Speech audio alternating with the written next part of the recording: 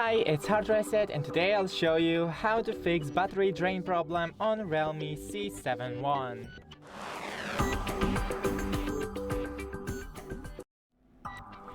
Go into Settings, then Battery, and enable the battery saver, which is in here. Just click to enable.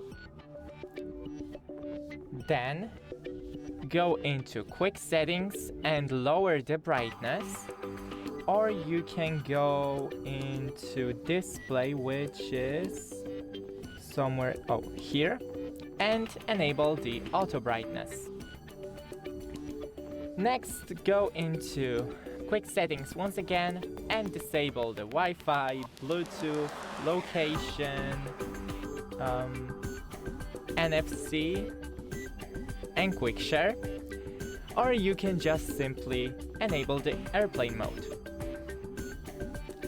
And in battery once again, do we have something like battery usage? Yeah, here.